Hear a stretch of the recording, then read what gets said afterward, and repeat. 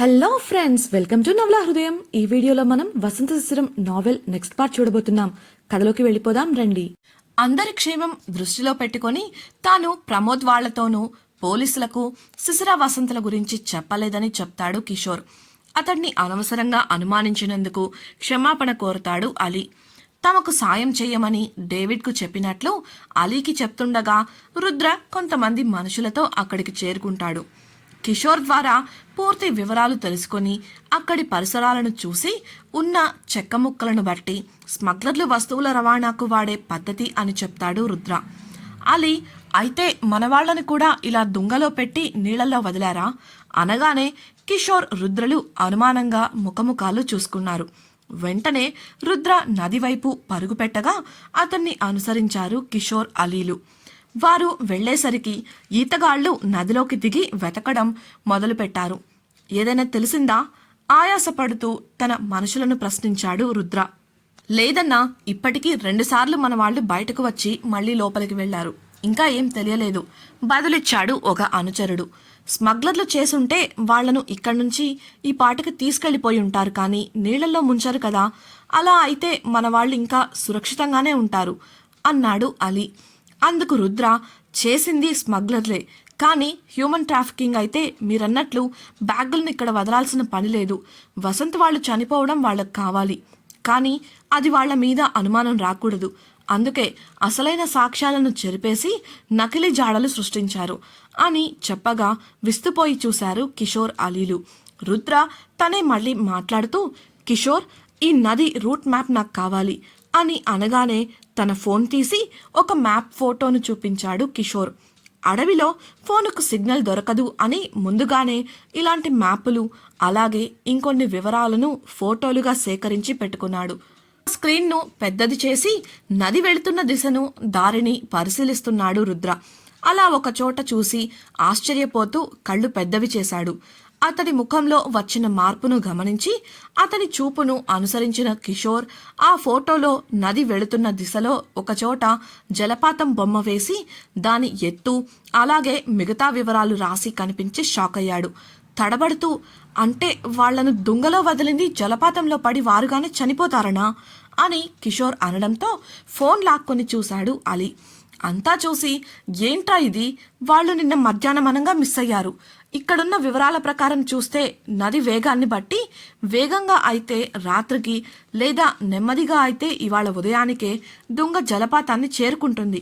అంటే వసంత్ అంటూ వణుకుతున్న స్వరంలో ఇక మాట్లాడలేక ఆగిపోయాడు.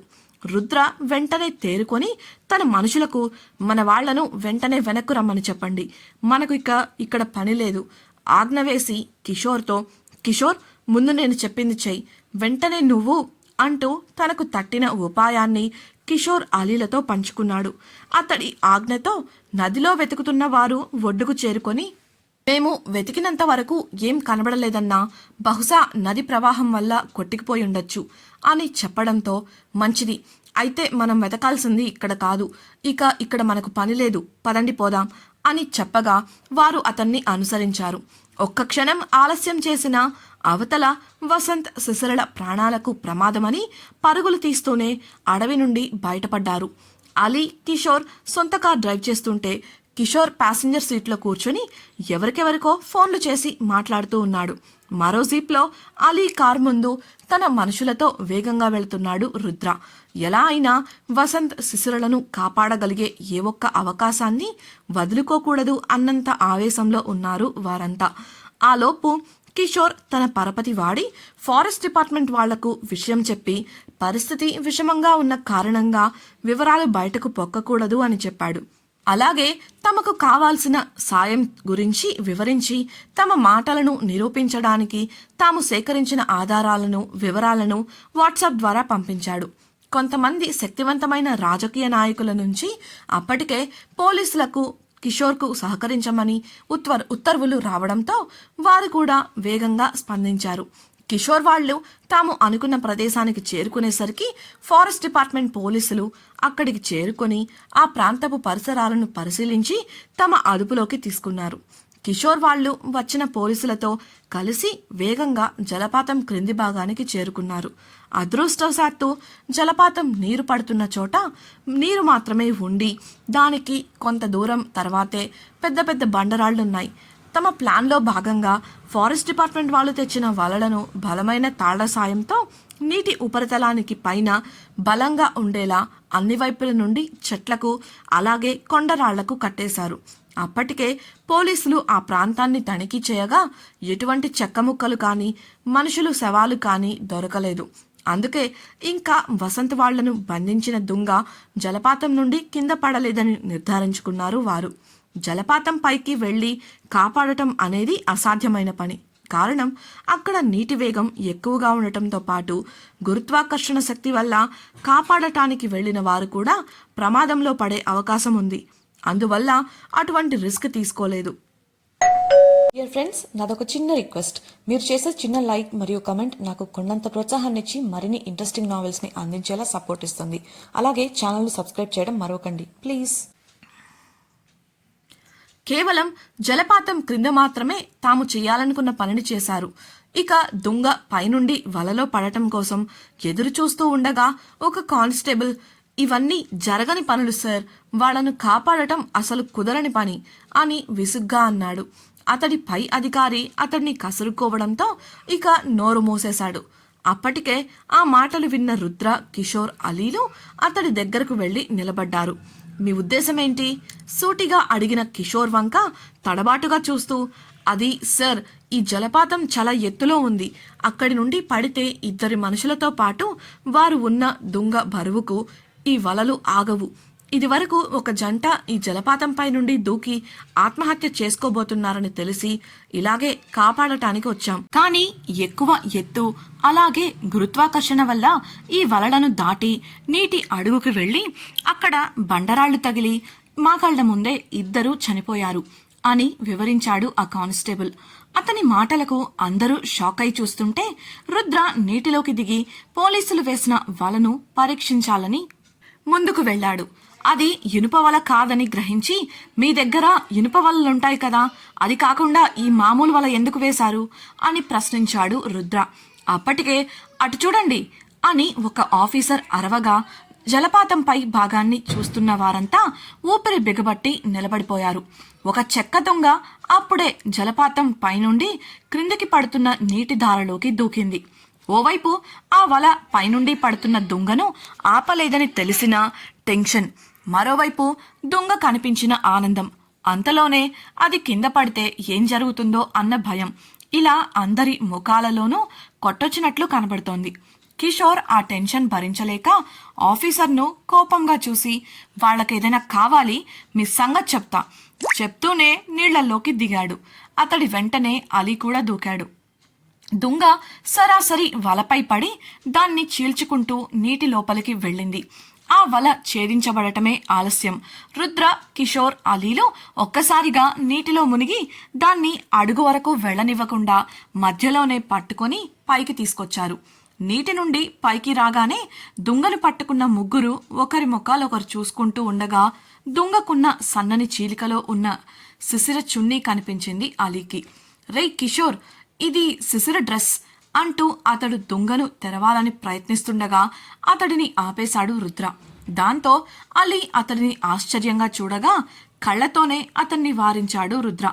ఇదంతా క్షణాల్లో జరిగిపోగా పోలీసులు దగ్గరకొస్తున్నప్పుడు కిషోర్ వారితో, ఇక మేమే చూసుకుంటాం, మీరిప్పటి వరకు చేసిన సాయం చాలు కన్నెర్ర చేస్తూ చెప్పి అలీ, రుద్రల సాయంతో ఆ దుంగను అతి కష్టంగా బయటకు తీసుకొచ్చి పోలీసులు వ్యాన్ దగ్గరకు బలాన్ని అంతా వాడి వాళ్లు మాత్రమే తీసుకెళ్లి వ్యాన్లో పెట్టారు. సాయానికి పోలీసులు రాబోయినా వాళ్లను రానివ్వలేదు కిషోర్. అప్పటికే వల విషయంగానూ అడవిలో స్మగ్లర్లు ఉన్న విషయంగానూ నిర్లక్ష్యంగా ఉన్నందుకు భయపడిపోతున్న పోలీసులు వారికి ఎదురు చెప్పే సాహసం చేయలేదు. వల గురించి తమకు నిజం చెప్పిన కానిస్టేబుల్ను ఆ వ్యాన్ డ్రైవ్ చేయమని చెప్పి తాము ఆ వ్యాన్లో వెనుక కూర్చున్నారు. కిషోర్ కారును కూడా రుద్ర మనుషులే డ్రైవ్ చేస్తూ ఆ వ్యాన్ను అనుసరించారు. కానిస్టేబుల్ ఆ వ్యాన్ను కిషోర్ చెప్పిన ఒక అడ్రస్కు వెళ్లడానికి డ్రైవ్ చేస్తూ ఉంటే వెనుక దుంగను మోసిన కారణంగా అలసి దుంగకు మూడు వైపులా చేరిపోయి గోడలకు జారగిలబడి ఆయాసపడుతున్నారు రుద్ర, కిషోర్, అలీలు. కొంతసేపటికి ముగ్గురు ఒకరి ముఖాలు ఒకరు చూసుకొని ఒక్కసారిగా పెద్దగా నవ్వుకున్నారు. అంతకు మించి వారి కళ్ళల్లో అమితమైన ఆనందం కనిపించింది. అలీ కిషోర్లైతే కళ్ళ వెంట నీళ్లు కూడా వచ్చేశాయి. బాధతో కాదు, ఆనందంతో. ఆ ఆనందానికి కారణం ఆ దుంగలో వసంత్, శిశిరలు లేరని తెలుసుకోవడమే. ఎప్పుడైతే వారు ఎలా అయినా దుంగలో ఉన్న వసంత్, శిశిరలను కాపాడటానికి నీటి అడుగు నుండి దుంగను బయటకు తీశారో అది వారికి చాలా తేలికగా అనిపించింది. అప్పుడే వారు ముగ్గురు ఒకే అనుమానంతో ఒకరినొకరు చూసుకున్నారు. అలా చూసుకుంటున్న సమయంలో రుద్రవేలు దుంగ చీలిక మధ్య పడటంతో వేగంగా వెనక్కి లాక్కున్నాడు. మామూలుగా అయితే ఇలాంటి దుంగల మధ్య చీలికలు ఉండవు. ఒకవేళ ఉండి ఏదైనా ఇరుక్కున్నప్పుడు లాగిన వెంటనే రాదు. రెండు భాగాల మధ్య ఉండే ఒత్తిడికి అలా చేస్తే ఎక్కువ నొప్పి కలుగుతుంది, గాయమవుతుంది. కానీ అలా జరగలేదు. కాబట్టి దుంగ తెరిచే ఉంది అని అర్థమైంది వారికి. ఇక దాంతో ఆ దుంగలో వసంత్, శిశిరలు లేరని రూఢీ చేసుకున్నాడు రుద్ర. అదే నమ్మకంతో అలీ దుంగ తెరవాలని ప్రయత్నించినప్పుడు ఆపి సేఫ్ అన్న పదాన్ని వారికి వినిపించేలా చెప్పాడు. అప్పటికప్పుడు కళ్లతోనే పోలీసులను చూపించి తల అడ్డంగా ఊపాడు. విషయం అర్థమైన కిషోర్ అర్థం కాకపోయినా వారిని ఫాలో అవ్వాలి అనుకున్న అలీ అతన్ని అనుసరించారు. తమ ప్లాన్లో భాగంగా ఏం జరిగినా సరే ఎక్కడా వసంత్, శిశిరలను పోలీసులు కానీ ఇతరులు కానీ చూడకూడదు అని ముందే వారు అనుకోవడంతో దానినే అనుసరిస్తూ దుంగను అక్కడి నుండి తీసుకొచ్చేశారు. ఎవరైనా అక్కడి పరిసరాలను గమనించే అవకాశం ఉంది కాబట్టి తాము బాధపడుతున్నట్లు, అలానే దుంగను అతి కష్టంగా మోస్తున్నట్లు, అంటే అందులో మనుషులు ఉన్నారు అనే విధంగా నటించి తప్పించుకున్నారు. ఇప్పుడు ఆ ఆనందంతోనే అప్పటి వరకు పడిన శ్రమను మర్చిపోయి ఈ విధంగా పొట్ట చెక్కలయ్యేలా నవ్వారు. అలా కొంతసేపటికి వారు చెప్పిన అడ్రస్ ముందు వ్యాన్ ఆపాడు కానిస్టేబుల్. వారు దిగి సీరియస్ ముఖాలు మెయింటైన్ చేస్తూ తమ మనుషుల చేత దుంగను లోపల పెట్టించారు. అది ఒక ఫామ్ హౌస్. కానిస్టేబుల్ని కూడా వారితో పాటు లోపలికి రమ్మని చెప్పి ఇంట్లోకి వెళ్లారు. ఎటువంటి పరిస్థితి ఎదురైనా అవసరానికి పనికొస్తుందని కిషోర్ ఈ వసంత్, శిశిరలు కనబడటం లేదు అన్న విషయం తెలియడంతోనే ఆ ఫామ్ హౌస్ ను అద్దెకు తీసుకున్నాడు. అలాగే తమ మనుషులను పహారాకు పెట్టించాడు. ఇంట్లోకి వెళ్లిన అలీ నీరసంగా సోఫాలో వాలిపోతూ ఏదైతేనేం వాళ్ళు తప్పించుకున్నారు, నాకు చాలా హ్యాపీగా ఉంది, ఎక్కడున్నా సేఫ్గానే ఉండుంటారు అనగానే షాక్గా చూశాడు కానిస్టేబుల్. కిషోర్, రుద్రలు అలీ వంక గుర్రుగా చూసేసరికి నాలుక కరుచుకుంటూ సైలెంట్గా అక్కడి నుంచి పక్కకు జారుకున్నాడు. కిషోర్ ఆ కానిస్టేబుల్ ముందు నిలబడి దుంగను చూపిస్తూ, ఇందులో మా వాళ్ళు లేరు, అదృష్టవశాత్తు మధ్యలోనే తప్పించుకున్నారు, కానీ ఆ విషయం బయటకు వస్తే ఇంకా అడవిలోనే ఉన్న వాళ్లకు ప్రమాదం, అందుకే మేము అక్కడ మీ డిపార్ట్మెంట్ వాళ్లతో అలా ప్రవర్తించాల్సి వచ్చింది. ఈ విషయం కూడా మాకు దుంగను నీటిలోంచి తీసినప్పుడే దుంగ తేలికగా ఉండటం వల్ల తెలిసింది. దయచేసి ఈ విషయం ఎవరితోనూ అనకండి అని బ్రతిమిలాడుతున్నట్లుగా చెప్పాడు. అప్పుడే అలీ కూడా వచ్చి, ప్లీజ్ సార్, వాళ్ళ ప్రాణాలకు ఇంకా ముప్పుంది, ఇంత దారుణంగా వాళ్లను చంపాలనుకున్నారు అంటే మీరే అర్థం చేసుకోండి, వారు తిరిగొచ్చే వరకు దయచేసి ఎక్కడా ఈ విషయం చెప్పొద్దు బాధగా అంటూ కానిస్టేబుల్ కాళ్లు పట్టుకోవడానికి ప్రయత్నించాడు. అందుకు కానిస్టేబుల్ షాక్ అయ్యి ఒక్క క్షణం వెనక్కు జరిగి అలీని లేపి చిన్నగా నవ్వాడు. అది అతడి సమ్మతం అని అర్థమై సంతోషంగా కిషోర్, అలీలు అతడికి థ్యాంక్స్ చెప్పారు. ఆ ఆనందంలో కిషోర్ కానిస్టేబుల్ చేతికి ఒక చెక్ ఇచ్చి, ఇది ఉంచండి సార్ అని చెప్పగా ఆ చెక్ని చూసి చిరాగ్గాను మరియు కోపంగాను చూశాడు అతడు. ఇప్పుడు కిషోర్ చేసిన ఈ పనికి కానిస్టేబుల్ తన నిర్ణయం మార్చుకుంటాడా? వసంత్, శిశిరలు చనిపోలేదని ముసుగు వ్యక్తులు అలాగే స్మగ్లర్ల నాయకుడు తెలుసుకుంటారా? వారికి ఆ విషయం తెలిస్తే ఏం జరుగుతోంది? వసంత్, శిశిరలు బ్రతికే ఉన్నారని తెలుసుకున్న కిషోర్ వాళ్లను రక్షించడం కోసం తర్వాత ఏం చేయబోతున్నారు తెలుసుకోవాలనుకుంటున్నారా? అయితే ఛానల్ను సబ్స్క్రైబ్ చేసి వసంత్, శిశిరం రాబోయే ఎపిసోడ్స్ వినేయండి. అలాగే మీకు ఈ వీడియో నచ్చినట్లయితే లైక్ చేసి మీ సన్నిహితులతో షేర్ చేయండి. మీ అభిప్రాయాలను మాతో పంచుకోవడం కోసం కామెంట్ సెక్షన్లో తెలియజేయగలరు. ఇట్లో మీ నవలా హృదయం team. Thank you for listening.